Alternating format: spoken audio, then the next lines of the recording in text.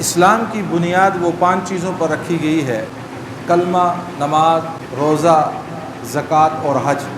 کلمہ جو ہے وہ بنیاد ہے، اور حج جو ہے وہ اس کی چھت ہے، اور یہ صاحب استطاعت آدمی کے اوپر زندگی میں ایک دفعہ فرض ہے۔ باقی یہ ہے کہ اللہ جل شانہ کی ذات عالی اس کو توفیق دیں تو وہ بار بار حج اور عمرہ کریں، اور حضور پاک صلی اللہ علیہ وسلم نے فرمایا بار بار حج اور عمرہ کرنے سے اللہ انسان کو غنی فرما دیتے ہیں، اس پہ فقر نہیں آتا، تنگ دستی نہیں آتی، اللہ پاک اس کے مال کے اندر برکت عطا فرما دیتے ہیں۔ اگر اللہ نے استطاعت دی ہے تو بار بار انسان حرمین کا سفر کرے، اس کی فیوز و برکات سے مستفید ہو، تو بہرحال فرمایا کہ جس پر حج فرض ہے اور اس کے باوجود وہ حج نہیں کرتا، تو فرمایا جس کا مفہوم یہ ہے کہ وہ چاہے یہودی ہو کر مرے یا عیسائی ہو کر مرے، یعنی یہ اس کی اہمیت کو بیان کیا گیا ہے۔ کلمہ قولی عبادت ہے، نماز بدنی عبادت ہے، اسی طرح زکوٰۃ مالی عبادت ہے، اور حج جو ہے یہ ساری باتوں کا مجموعہ ہے۔ یہ قولی عبادت بھی ہے، یہ جانی عبادت بھی ہے، یہ مالی عبادت بھی ہے، یہ ساری عبادات کا ایک مجموعہ اللہ نے اس حج کے اندر اکٹھا کر دیا۔ کلمہ ہر جگہ ہر وقت انسان پڑھ سکتا ہے، نماز 5 وقت میں مخصوص اوقات کے اندر نماز فرض ہے، اسی طرح زکوٰۃ سال کے اندر 1 دفعہ، اور اسی طرح جو حج ہے وہ زندگی میں 1 دفعہ فرض ہے۔ سارے حج کے ارکان کا تعلق سیدنا ابراہیم علیہ السلام اور آپ کے خاندان کی قربانیوں کے ساتھ ہے۔ سیدنا ابراہیم علیہ السلام جد انبیاء کے جد امجد ہیں۔ اللہ رب العزت نے آپ کو اور آپ کے خاندان کو بے مثال نوازا ہے۔ آپ خود بھی نبی ہیں، آپ کے بیٹے بھی نبی ہیں، آپ کے پوتے بھی نبی ہیں، آپ کے پوتوں کے آگے پھر نسل جو ہے وہ بھی ساری انبیاء ہے۔ آپ کی نسل کے اندر اللہ نے ہزاروں نبیوں کو بھیجا ہے۔ یہ اتنا بڑا اعزاز اور اتنا بڑا اکرام اللہ نے سیدنا ابراہیم علیہ السلام کو عطا کیا ہے۔ اس کا سبب اور وجہ قرآن کے اندر کیا بیان کیا گیا؟ اللہ کہتے ہیں ہم نے ابراہیم علیہ السلام کو آزمایا، اور پھر آگے اللہ خود اعلان کرتے ہیں، فرماتے ہیں ابراہیم ہماری آزمائش میں 100% کامیاب ہوا۔ جب 100% کامیاب ہوئے تو پھر اللہ نے نبوت کا سلسلہ خاندان کے اندر جاری کر دیا۔ اللہ راضی ایسے ہوئے کہ آج حضور کا امتی اگر وہ بھی حج بیت اللہ کے لیے جب جاتا ہے تو حضرت حاجرہ کی اس ادا کو صفا مروہ پہ کیا کرتا ہے؟ زندہ کرتا ہے۔ جس بیت اللہ کا طواف حرم جو ہم کر رہے ہیں، اس کو بنانے والے کون ہیں؟ حضرت ابراہیم ہے۔ آپ دیکھیں نا، آپ مکہ مکرمہ سے مدینہ منورہ جائیں، اب مکہ مکرمہ سے مدینہ منورہ کا جو درمیان کا سفر ہے، اب اس میں کوئی آبادی کہیں نظر آتی ہے؟ کہیں نہیں نظر آتی، بالکل سنگلاخ پہاڑ ہیں۔ اب اس دور کے اندر وہاں اپنا مکہ مکرمہ سے مدینہ منورہ جاتے ہوئے آبادی کا یہ حال ہے، تو آپ حضور کا زمانہ، پھر حضور کے زمانے سے پیچھے آپ چلے جائیں، جس وقت اللہ رب العزت نے حضرت ابراہیم علیہ السلام کو حکم دیا تھا آپ اپنی بیوی حضرت حاجرہ کو بھی لیں، آپ اپنے بچے ننھے منھے اسماعیل کو بھی لیں، اور آپ جائیں اور جا کر مکہ کو اس وقت بکہ کہا جاتا تھا، ان سنگلاخ پہاڑوں میں جا کر چھوڑ دیں جہاں پر آبادی بھی نہیں ہے اور پانی بھی نہیں ہے۔ اب دونوں کو یہاں چھوڑ دیا، اور آپ جب جانے لگے پیچھے سے حضرت حاجرہ حضرت ابراہیم کو پکار رہی ہیں، ابراہیم کیوں چھوڑ کر جا رہے ہو؟ کس کے سہارے چھوڑ کر جا رہے ہو؟ اور پھر کہنے لگی ابراہیم اتنا بتا، اپنی مرضی سے چھوڑ کر جا رہا ہے یا رب کا حکم ہے؟ کہتے ہیں نا، جس وقت ابراہیم علیہ السلام اللہ نے کہا بولنا نہیں تھا، آپ نے آسمان کی طرف دیکھا اور کہا رب کا حکم ہے۔ کہتے ہیں جس وقت آپ نے یہ کہا نا رب کا حکم ہے، حضرت حاجرہ کو حضرت ابراہیم نے جس جگہ پر کھڑا کیا تھا، یہاں جب آئیں واپس انہی قدموں کے نشان پر جا کر کھڑی ہو گئیں۔ کہاں یہاں چھوڑ کر گئے تھے، یہاں قدم لگے، اسی نشانوں پر میں نے دوبارہ قدم رکھے۔ جائیں اگر اللہ کا حکم ہے، یاد رکھنا اللہ ماں اور بیٹے کو ضائع نہیں کرے گا۔ یہ کیا ہے؟ اللہ کی ذات پہ ایک یقین ہے۔ حکم کس کا ہے؟ عرش والے کا ہے۔ اب آپ ذرا دیکھیے اور تھوڑا پیچھے آئیے، سیدنا ابراہیم علیہ السلام کو اللہ قرآن کے اندر بیان کر رہے ہیں، آپ کو جس قوم، جس ملت، جس قبیلے، جن لوگوں کی طرف نبی بنا کر بھیجا گیا تھا، ان میں بعض لوگ سورج کی پوجا کرنے والے، سورج کو خدا مانتے، بعض چاند کو خدا مانتے، بعض ستاروں کو خدا مانتے، اور بعض بتوں کو خدا مانتے، اور انہی سے اپنی حاجت روائی اور مشکل کشائی، چاند کی عبادت کر رہے ہیں اور اس کو خدا بنایا ہوا ہے، ستاروں کی عبادت کر رہے ہیں اور ان کو خدا بنایا ہوا ہے، بتوں کی عبادت کر رہے ہیں اور ان کو خدا بنایا ہوا ہے۔ اب حضرت ابراہیم علیہ السلام کو دیکھیے، چاندنی رات ہے اور آپ بیٹھے ہوئے ہیں اور آپ کی قوم کے بعض لوگ بھی بیٹھے ہوئے ہیں، آپ ان سے پوچھتے ہو بتاؤ یہ ستاروں میں جو سب سے زیادہ روشن ستارہ ہے یہ تمہارا خدا ہے؟ کہاں، یہ ہمارا خدا ہے، یہ ہمارا مشکل کشا ہے۔ جب وقت گزرا اور آپ رات کو دیکھتے ہیں، ایک وقت آتا ہے اس ستاروں کی روشنی کیا ہو جاتی ہے؟ مدھم پڑ جاتی ہے، ختم ہو جاتی ہے، گم ہو جاتی ہے۔ جب وہ روشن ستارہ گم ہو گیا نا تو حضرت ابراہیم علیہ السلام ابھی بچے، اور آپ نے کہا مجھے بتاؤ جو گم ہو جائے وہ خدا ہو سکتا ہے؟ جو بے نور ہو جائے وہ خدا ہو سکتا ہے؟ اب چاند چمک رہا ہے، اچھا تم اس چاند کو کیا کرتے ہو؟ اپنا خدا مانتے ہو۔ اب صبح سحری کے وقت جب چاند کی روشنی بھی مدھم پڑ گئی اور سورج کی کرنیں جب پھوٹنے لگتی ہیں اور چاند بھی کیا ہو جاتا ہے؟ گم ہو جاتا ہے، اور کہتے ہیں بتاؤ چاند بھی گم ہو گیا، یہ تمہارا خدا ہے؟ اب کیا ہے میرے محترم دوستو، آپ عقل کے ذریعے سے ان کو سمجھا رہے ہیں۔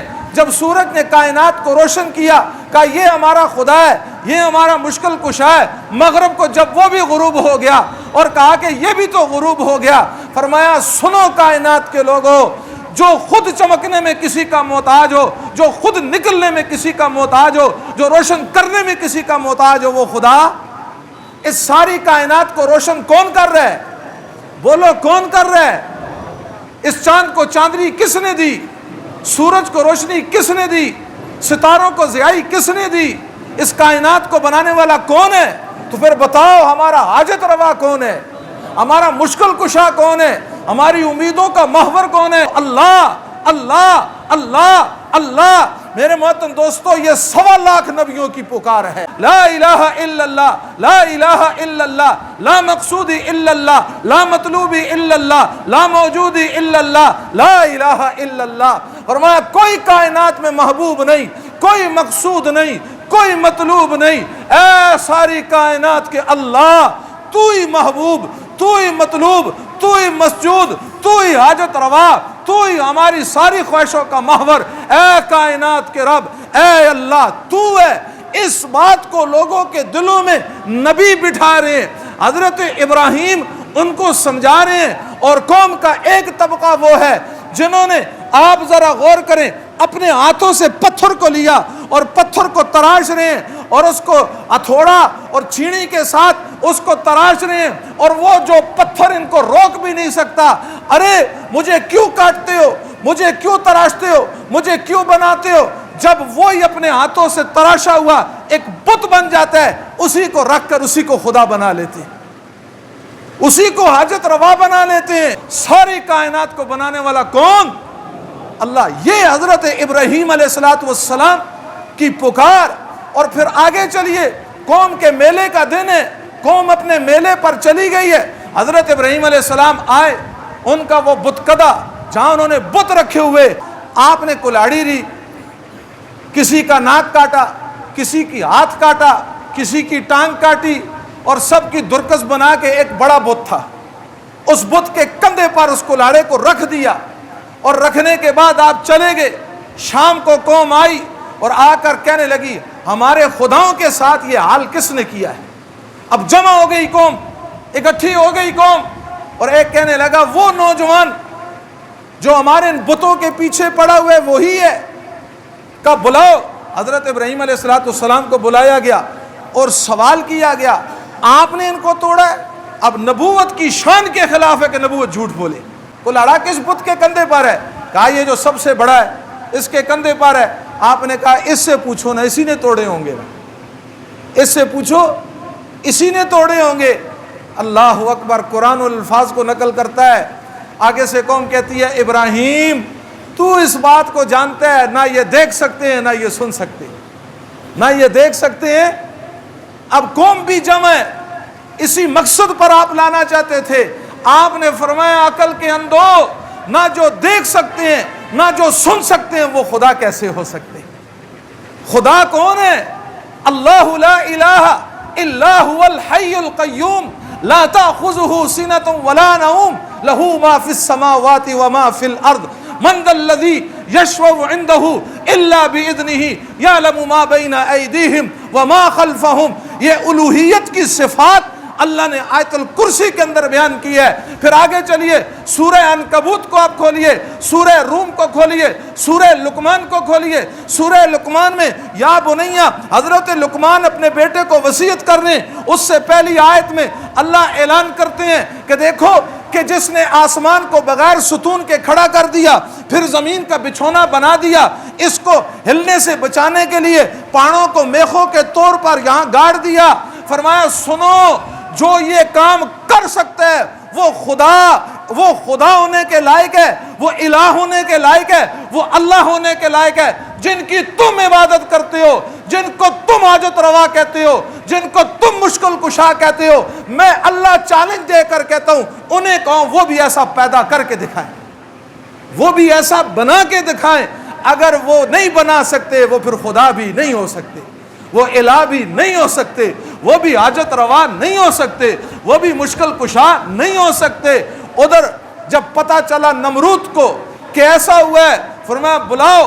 نمرود کا یہ رواج تھا، جو دربار میں داخل ہوتا، داخل ہو کر سجدہ کرتا۔ حضرت ابراہیم علیہ السلام گئے، آپ نے سجدہ نہیں کیا۔ نمرود نے کہا آپ کو دستور نہیں پتا، جو میرے دربار میں آتا ہے وہ سجدہ کرتا ہے۔ فرمایا میں تجھے خدا نہیں مانتا، تجھے سجدہ کیا کروں؟ میں تمہیں خدا نہیں مانتا، تمہیں سجدہ کیا کروں؟ یہ کس کے پاس؟ وقت کا فرعون، وقت کا بادشاہ، طاقت اور نشے میں گم، اس کے سامنے سیدنا ابراہیم علیہ السلام کھڑے ہوئے۔ کہا تجھے خدا نہیں مانتا، تجھے سجدہ کیا کروں؟ سوال کیا اس نے، اے ابراہیم تیرا خدا کون ہے؟ فرمایا میرا خدا وہ ہے جو موت اور حیات کا مالک ہے، زندگی اور موت کا مالک ہے۔ عقل کا اندھا تھا، کہنے لگا یہ تو میں بھی کر سکتا ہوں۔ اس نے جیل خانے کے سربراہ کو بلایا اور کہنے لگا کل جن کو پھانسی دینی ہے ان کو رہا کر دو، جن کو رہا کرنے انہیں پھانسی دے دو۔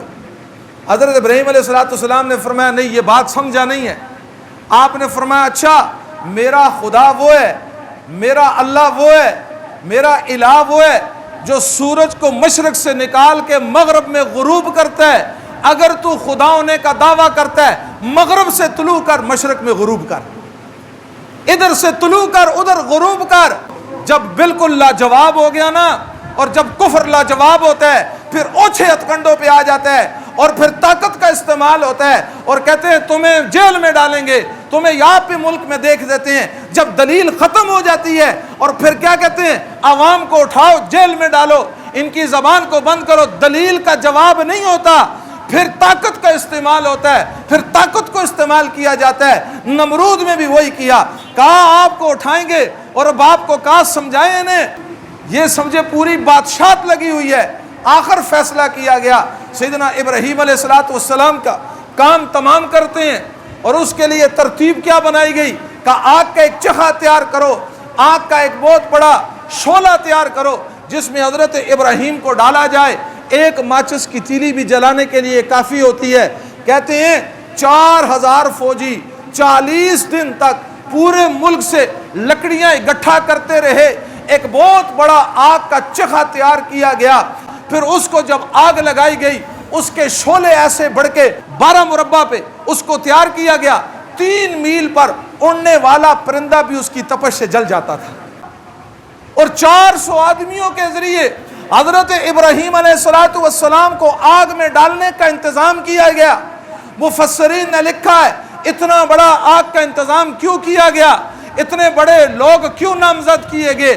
نمرود بھی اس بات کو جانتا تھا یہ اللہ کے سچے نبی، नमरूद भी जानता था अंदर से इतना बड़ा इंतजाम हो रहा है, इधर आग भड़की है, उधर हजरत इब्राहीम अलैहिस्सलाम को आग में डालने के लिए मंजनीत के साथ बांध दिया गया, और आपको जब आग में डाला जाने लगा तो अजीब बात है, अल्लाह रब्बुल इज़्ज़त ने फरिश्तों को हुक्म दिया, आसमान को हुक्म दिया, और आसमान को कहा सारे पर्दों को हटा दे। आसमान ने सारे पर्दों को हटाया, और अल्लाह ने कहा ऐ आसमान के फरिश्तों तुम भी देखो, तुम भी इस मंजर को देखो, मेरा खलील जिसको मैंने खलील कहा था एक रब के लिए कुर्बान होने के लिए किधर जा रहा है। ये कुर्बानी किसके लिए दी जा रही है? कहते हैं जब पर्दे हटे ना, आसमान के फरिश्तों पे कोहराम मच गया, क्योंकि पूरी कायनात में हजरत इब्राहीम के अलावा इस धरती पर रब का खलील कोई नहीं था। अल्लाह ने आपको अपना खलील का, इब्राहीम खलीलुल्लाह जो अल्लाह का खलील है, आसमान के फरिश्तों पे कोहराम है, फरिश्ते आ रहे हैं, अल्लाह इजाजत दे बचाएं, अल्लाह इजाजत दे बचाएं। इधर मंजनीक के साथ बांधा, बांधने के बाद जब आपको फेंका जा रहा था, आग और मंजनीक के दरमियान आप जा रहे हैं, हजरत जिब्राइल अल्लाह से इजाजत लेकर आ गए और आप जा रहे हैं, हजरत जिब्राइल साथ हैं, और हजरत जिब्राइल अर्ज करते हैं ऐ अल्लाह के नबी आप इजाजत दें, आपको बचा दें। हजरत इब्राहीम जिब्राइल से पूछते हैं, जिब्राइल फरिश्ता है, कि जिब्राइल ये बता खुद आया है या रब ने भेजा है? खुद आया है या जाती हैसियत से आया है या सरकारी हैसियत से आया है? आगे से हजरत जिब्राइल कहते हैं आया खुद हूं पर इजाजत लेकर आया हूं, आया खुद हूं पर इजाजत लेकर कुर्बान जाऊं। हजरत इब्राहीम आप पर आपने कहा ऐ जिब्राइल फिर तेरी जरूरत नहीं है, वो रब मेरा हाल खुद देख रहा है, उसे जलाना मंजूर, इब्राहीम को जलना मंजूर, उसे बचाना मंजूर हुआ, फिर वो तुम्हारा मोहताज नहीं है, खुद बचाएगा मुझे। एक यकीन अल्लाह की जात पर, अल्लाह की जात पे 100% यकीन। आग सामने, तपश सामने, और सारे नक्शे हजरत इब्राहीम अलैहिस्सलाम के खिलाफ। मिकाइल आ गए, फरमाया तुम्हारी भी जरूरत नहीं है, अल्लाह देख रहे, अल्लाह देख रहे हैं। और हजरत जिब्राइल हजरत इब्राहीम अलैहिस्सलाम जब आग के अंदर जा रहे हैं तो फौरन अल्लाह ने ऊपर से हुक्म दिया। कुरान कहता है कुलना या नारु कूनी बरदन व सलामा। कुलना कहने वाला कौन है? अल्लाह है। कुलना अल्लाह कहते हैं हमने कहा, कुलना या नारु कूनी, ऐ आग जो भड़की हुई है कि तेरी तपश से 3 मील के फासले पर उड़ने वाला परिंदा भी जल कर राख हो जाता है। हमने आग को कहा मेरा खलील तेरे अंदर आ रहा है, बरदन व सलामन, इब्राहीम पर ठंडी हो जा। लेकिन अल्लाह ने आगे लफ्ज सलाम लगाया, इतना ठंडा ना हो जाना इब्राहीम ठंडक को बर्दाश्त न कर सके, ऐसी ठंडी हो जा कि इब्राहीम के लिए सबब राहत बन जाए, सबब सुकून बन जाए। आग के अंदर हैं और आग गुले गुलजार कर गई। इस आग को बाहर की चीजों को जला रही है, बाहर सब कुछ जला के राख कर रही है। हजरत इब्राहीम के बाल को भी ना जलाया। करने वाला कौन? अल्लाह। ये मेरा और आपका अल्लाह है, ये मेरा और आपका अल्लाह है। ये अल्लाह मुझे और आपको पका। ये हज का पैगाम है, ये हज का पैगाम है। हाजी तू हज पे जा रहा है, हजरत इब्राहीम के उस अकीदा तौहीद को लेकर जा, उस अकीदा तौहीद को दामन के सपेट के और अकीदा तौहीद को सीने में बसा के यूं बैतुल्लाह का तवाफ कर, इश्क मौला में फना हो जा। सफा में जा रहा है, मरवा में जा रहा है, अल्लाह के इश्क में तू फना है, कभी इधर जा रहा है और कभी उधर जा रहा है। इश्क मौला में अपने आप को फना करके, और जब तू इश्क मौला में अपने आप को फना करेगा फिर रब भी तुझसे ऐसा राजी होगा, फिर इंशाअल्लाह नाराज नहीं होगा। दुआ फरमाएं कि अल्लाह हम सबको हज बैतुल्लाह नसीब फरमाए।